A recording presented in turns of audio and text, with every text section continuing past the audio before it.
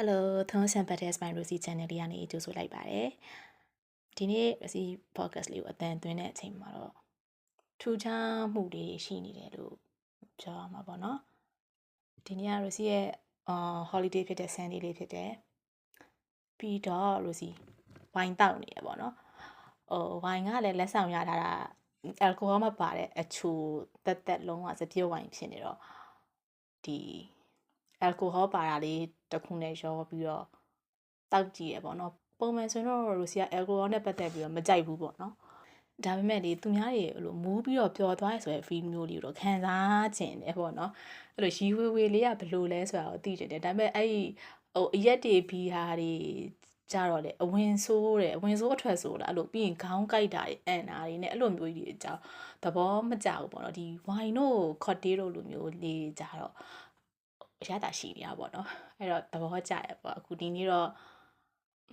ထူးခြားခြားအနေနဲ့ဝိုင်းလေးနည်းနည်းတောက်ပြီးတော့အသံသွင်းနေရပေါ့နော်ပြီးတော့မနေ့တုန်းကဆိုရင် Rosie ရဲ့ one and only idol ကြီးပေါ့နော် Taylor Swift ရဲ့မင်္ဂလာပွဲလေးဟာအောင်မြင်စွာနဲ့ကျင်းပပြီးစီးခဲ့တယ်ပေါ့နော်အဲ့တော့ Rosie ပေါ်မှာအဲ့ဒီcelebrity နဲ့ပတ်သက်ပြီးတော့အရန်ကိုမှယူယူမူမူ crazy ဖြစ်တယ်သဘောကျတယ်ချစ်တယ်ပေါ့နော်ချစ်တယ်ဆိုတဲ့စကားအထိကိုသုံးတယ်တကယ်ချစ်တာမလို့ပေါ့နော်တယောက်ပဲရွေးချယ်ရပါမယ်တယောက်ပဲပြပါဆိုရင်တော့ Taylor Swift ပဲပေါ့နော်ဒီအဆိုတော်နဲ့ပတ်သက်ရင်တချင်းနားထောင်ရတာကြိုက်တယ်လို့မလို့တချင်းတိုင်းလို့ကြိုက်တယ်အဆိုတော်တွေအားလုံးပြပါလည်းကြိုက်တယ်အားပေးတယ်ဒါပေမဲ့ချစ်တာလို့ပြောရရင်တော့ Taylor Swift ပဲပြီးတော့ Taylor ကလည်းသူကအရှိမသူပေါ့နော်သူ့ရဲ့အခြေလမ်းကြောင်းလေးတွေဟာမဖြောင်ပြူးခဲ့ဘူးရီးစားရည်လည်းအများကြီးထားခဲ့တယ်သူ့မှာအသေးကွဲဆက်လန်းနေအများကြီးသူ့ဘဝမှာကြုံတွေ့ခဲ့အဲ့ဒါကြီးကြောင့်တချင်းကြီးအများကြီးဖြစ်လာပြီးတော့ပရိသတ်တွေရဲ့အသေးကိုလည်းသူခွဲခဲ့တာပေါ့နော်အခုတကယ်သူ့ရဲ့ right person နဲ့တွေ့ပြီးတော့ရွှေလက်တွဲသွားနိုင်တာလေးကိုမြင်အောင်သူနဲ့အတူတူဒါလိုက်ပြီးတော့ကြည်နူးမိရပေါ့နော်သူ့ဘုံကဆိုရင်လည်းဒါ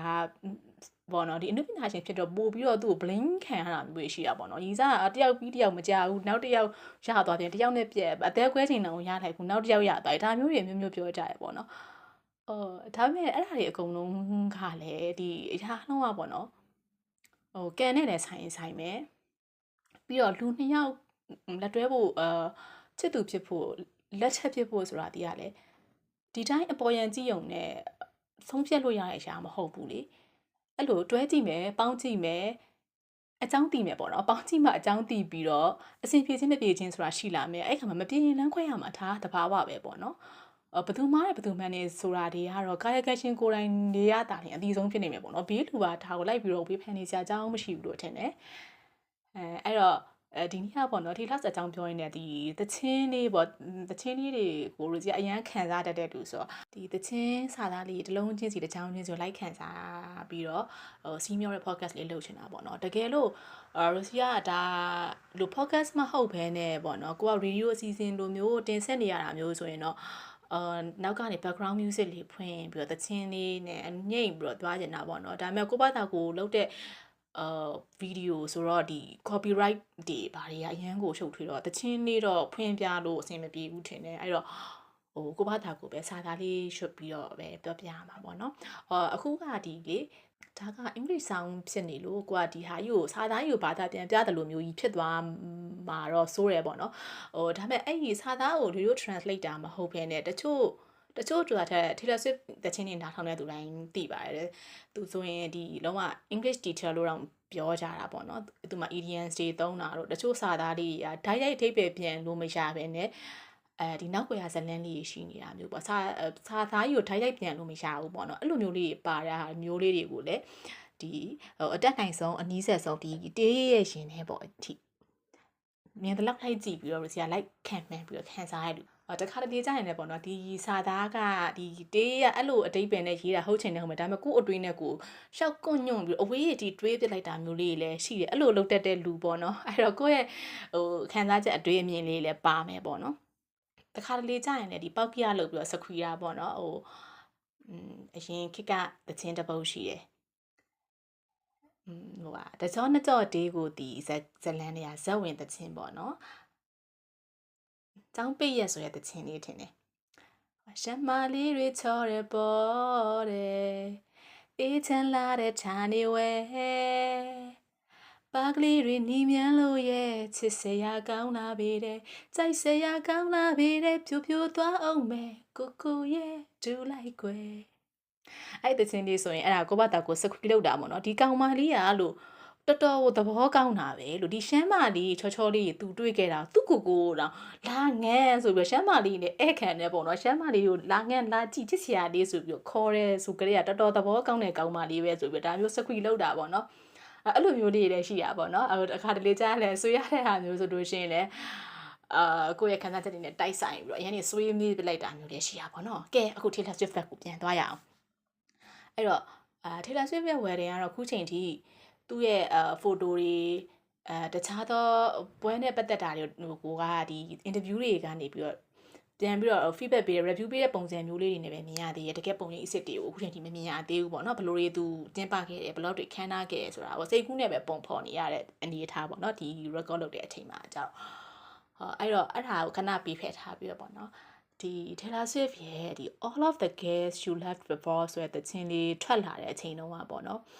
ကိုဘတာကိုစိတ်ကူးမိရလေးတစ်ခုရှိရပေါ့နော်ငါအကယ်၍ပေါ့အကယ်၍ဒီထည့်ပြောပါတယ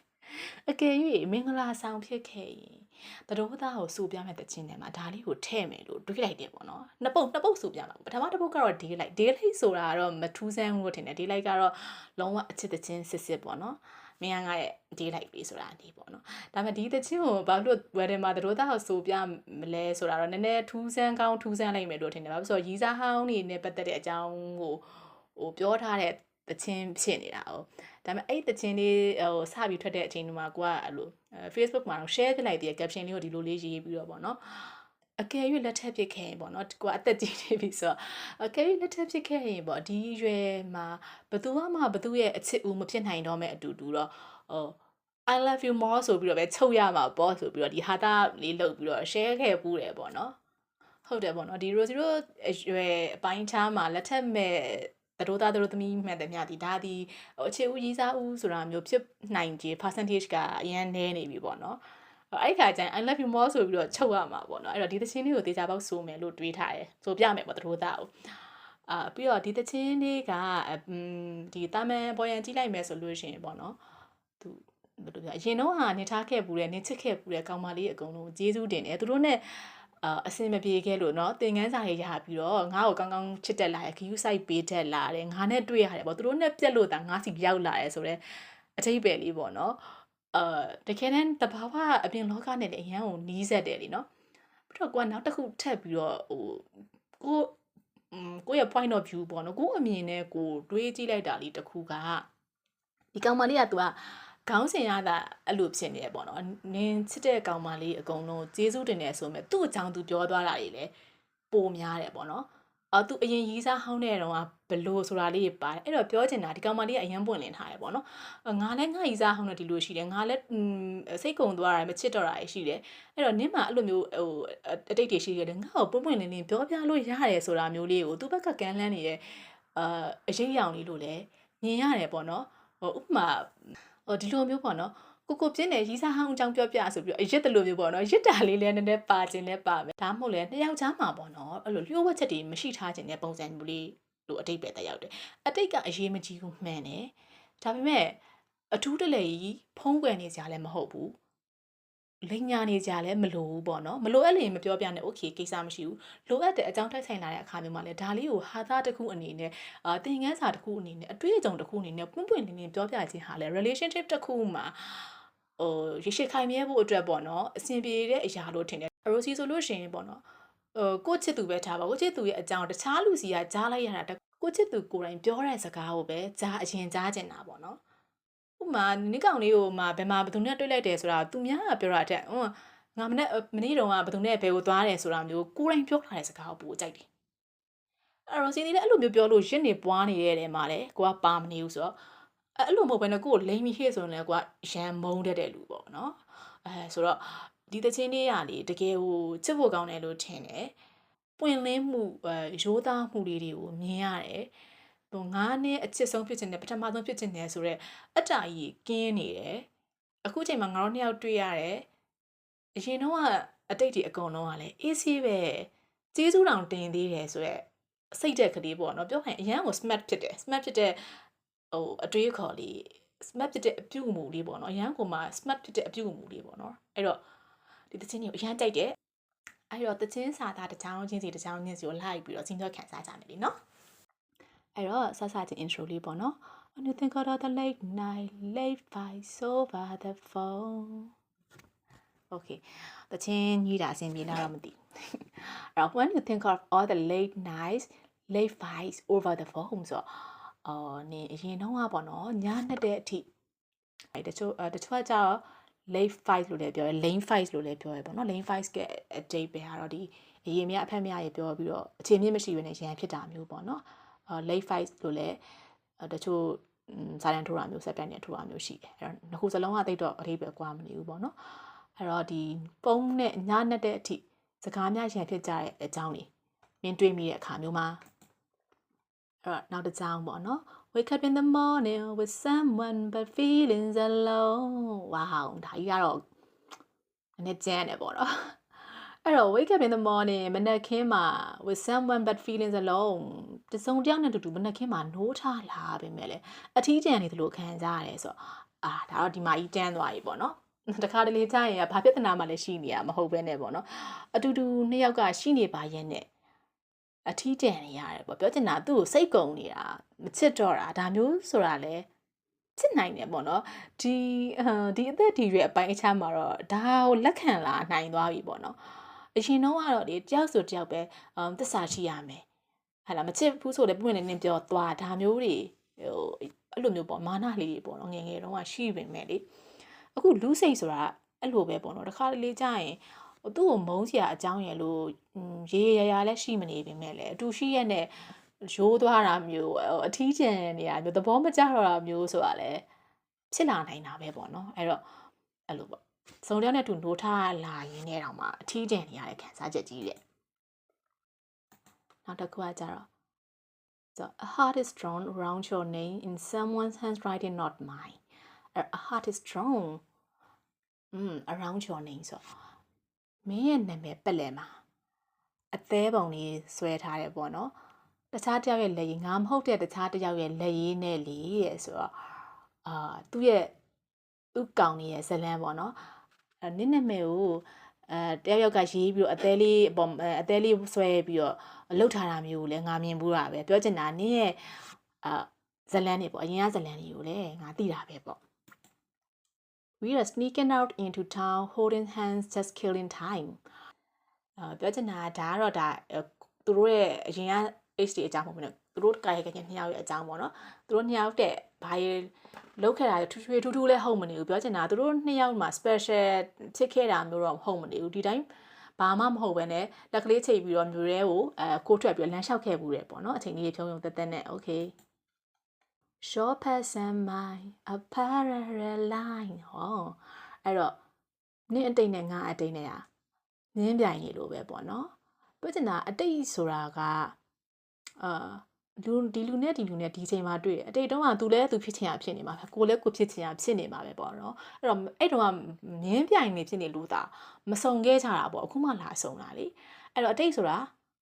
အပြိုင်ဖြစ်နေတဲ့မြင်းနေပဲကိုဘွားနဲ့ကိုပဲပေါ့နော်အတိတ်မှာနင်းလည်းနင်းဘွားနင်းမတာနေမျိုးစုံဖြတ်တန်းခဲ့ရမှာပဲငါလည်းငါဘွားကိုငါမျိုးစုံအောင်ကြုံတွေ့ခဲ့ရမှာပဲပေါ့နော်အဲ့တော့ stars are align and they intertwine အဲ့တော့အရင်တော့ငါတို့ကမြင်းပြိုင်နှစ်ချောင်းလိုမျိုးကိုလန်းကိုရှောက်နေပေမဲ့ကံကြမ္မာကအချိန်ကျလာတဲ့အခါမျိုးမှာတော့ဒီကျဲလေးတွေကနေပြီးတော့ပေါ့နော်ကိုရီကိုလမ်းညွှန်ပေးပြီးတော့နှစ်ယောက်သားခါစုံတွေ့ဖို့ဖြစ်လာကြတယ်ပတ်သက်ဖို့ဖြစ်လာကြတယ်ပေါ့အဲ့တော့ and touch you the way you call me baby ပြီးတော့ကံကြမ္မာအချိန်ပေးလို့ကံကြမ္မာတွန်းပို့လို့တွေးဆုံလာတဲ့အခါမှာတော့နေငါရဲ့ကောင်လေးဖြစ်သွားပြီပေါ့ငါမင်းရဲ့ baby လေးဖြစ်သွားပြီပေါ့နော်အဲ့တော့Now you call me baby treat me like a lady ညငါ့ baby လို့ခေါ်ပြီးတော့ lady လို့ဆက်ဆံနေဆိုစာသားလေးလည်းရမ်းသဘောကျရမှာပါပေါ့နော်ပြောချင်တာဒီ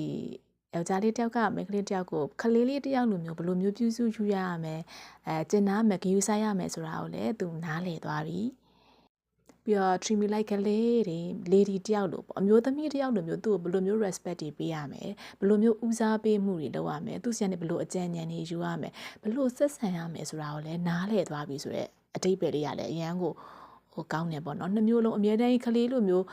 ဆက်ဆံနေပြီးတော့ဂယုစိုက်တာအလိုလိုက်တာမှန်တယ်ဒါပေမဲ့လူရမသွင်းတဲ့လိုမျိုးသွားဖြစ်ခြင်းဖြစ်မယ်သူ့ရဲ့အကြံတွေသူ့ရဲ့အတွေးအခေါ်တွေကိုနားမထောင်ပေးတာမျိုး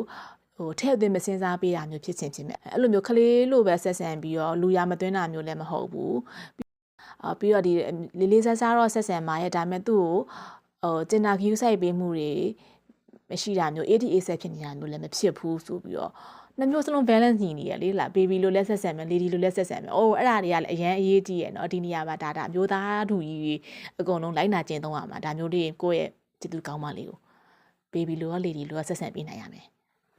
all the time can say it is ဆိုပြီးတော့ငါပြောနေတာတခုပါဆိုပြီးတော့သူ့ရဲ့တကယ် chorus ပိုက်ယူကြောချပါပြီပေါ့နော်အဲ့တော့ကျယ်လေးတွေကသူတို့ကိုစုံစည်းပေးတဲ့အခါမှာသူဘာပြောချင်လဲဆိုတော့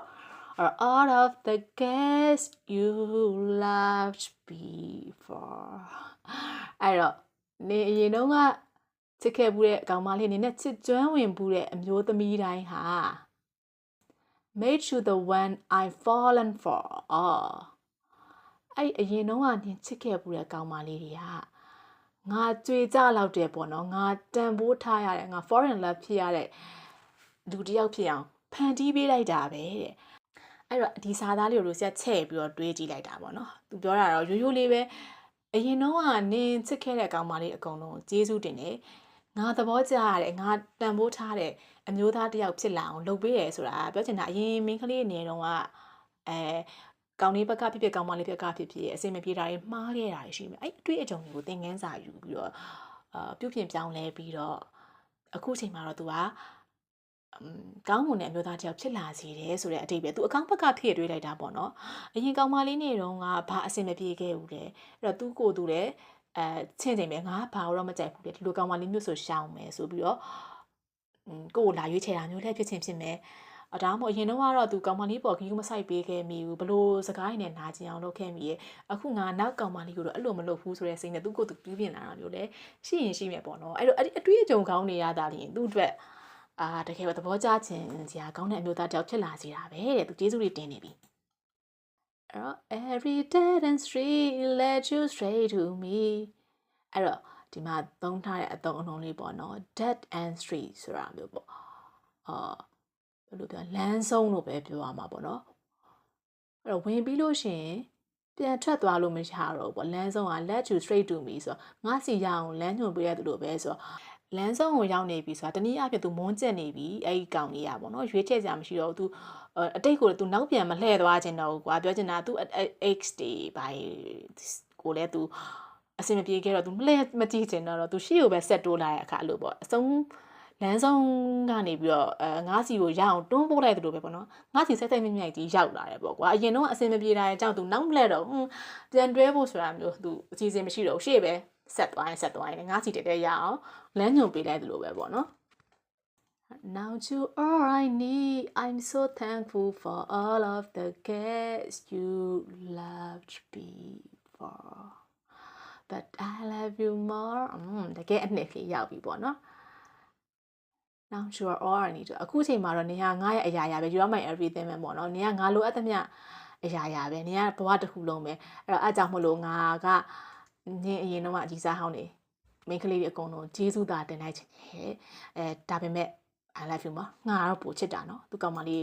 H တွေတက်ပိုချစ်တာနော်နောက်တစ်ခွက်နဲ့သူချုပ်ပြီပေါ့နော်အဲ့တော့အရင်သဘောကျပါတယ်နောက်တစ်ပိုက်ကကြတော့ one I think of all the makeup fake let out on the town တော့ကိုအကြောင်းကိုပြောပြီပေါ့နော်ငါကလည်းဒီ makeup တွေ fake let တွေဒါကတော့ကာယံပေါ့နော်ဒီ makeup တွေ fake let တွေအကြောင်းကိုစဉ်းစားလိုက်တဲ့အချိန်ဆိုတော့သူကောင်မလေးဘက်ကပြောကိုပြောအရင်တော့ကတော့ဒီအတူရောင်ဆက်ဆံရေးနဲ့ပေါ့နော်ပြောပါခဲ့ဘူးတယ်ပေါ့တွေ့ဘူးတယ်ပေါ့နော်ဗီဒီယိုကောပြောတာ effect ထည့်ပြီးပြောရတယ်ပါဆိုတော့အဲ့ဒါတကယ်ကိုသူတို့တကယ် true love ပေါ့နော်အရင်ကရင်းနှီးတဲ့ပွင့်လင်းတဲ့ဆက်ဆံရေးမှာဒါမျိုးမလို့ပေါ့နော်ကိုဘာတာကိုအိတ်ရှင်မှုလူပဲဖြစ်နေဘလို့ပဲဖြစ်နေကိုတဘာဝကိုအတိုင်းပုံမှန်နေလက်ခံဆက်ဆံနိုင်တာမျိုးမှသာလျှင် တကယ်ဟိုစစ်မှန်တဲ့ relationship လို့ခံရတယ်လေနော်အဲ့တော့ဒီလိုပေါ့ဒီ makeup တွေဖို့ပြီးတော့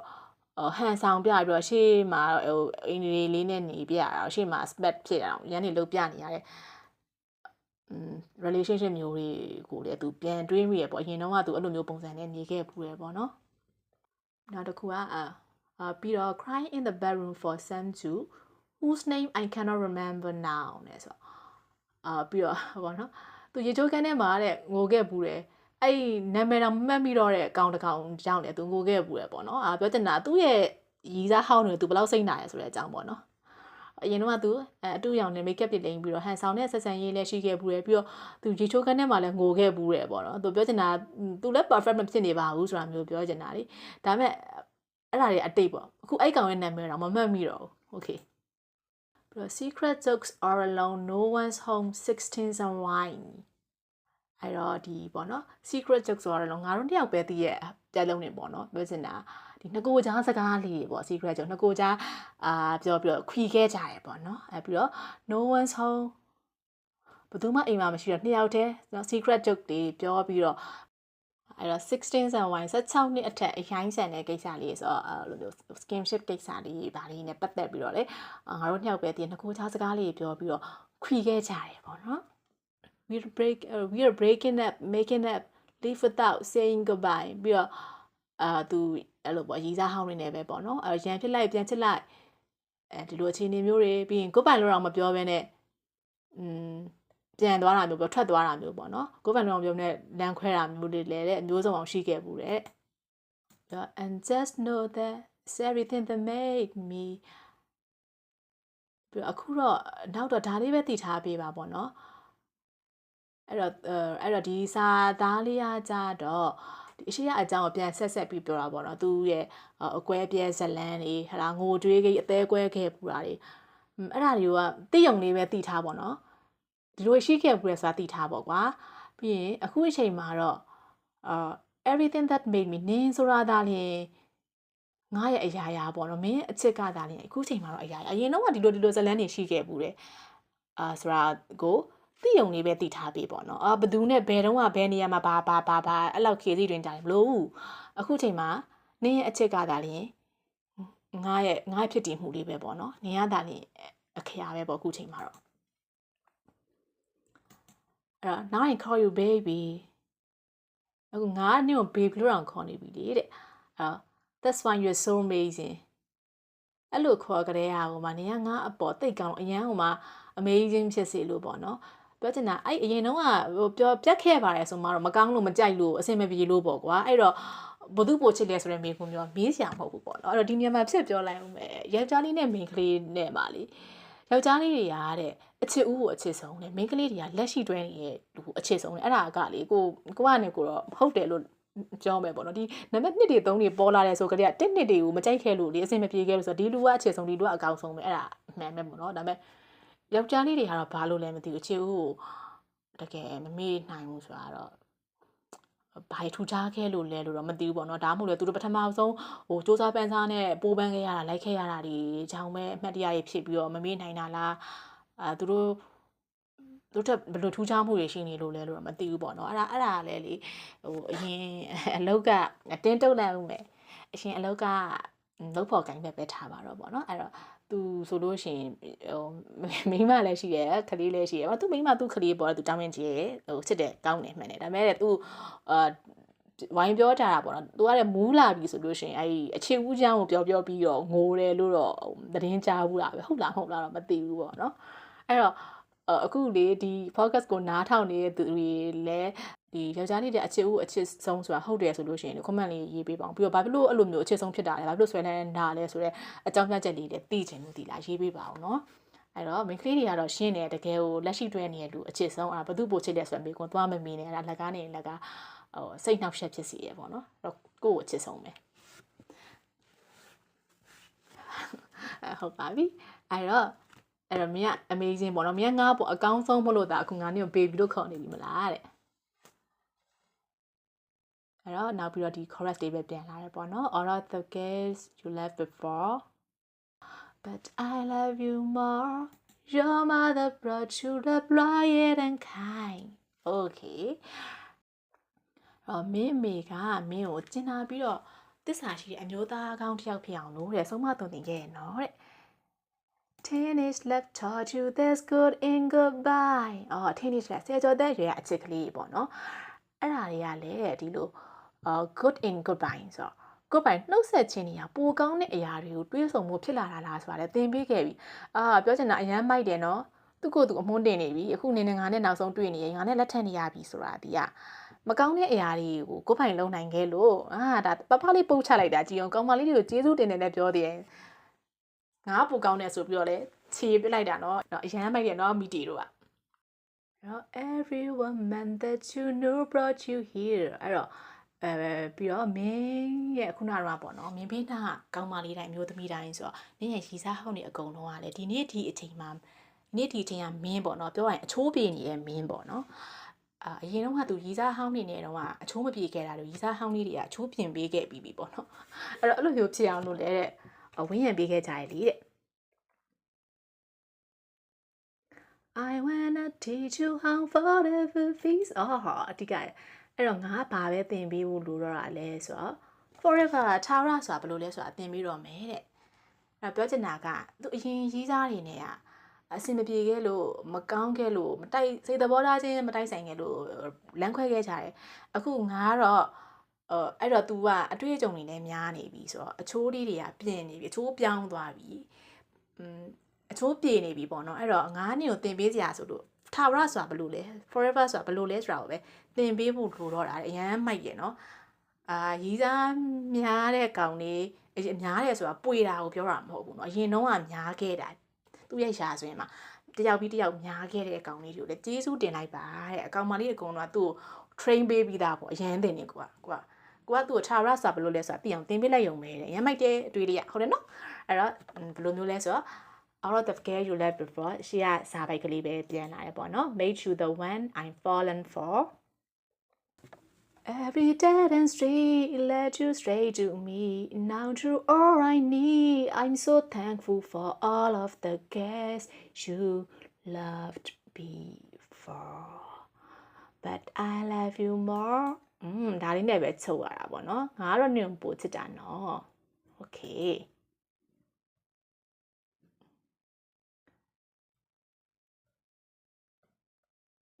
I love you more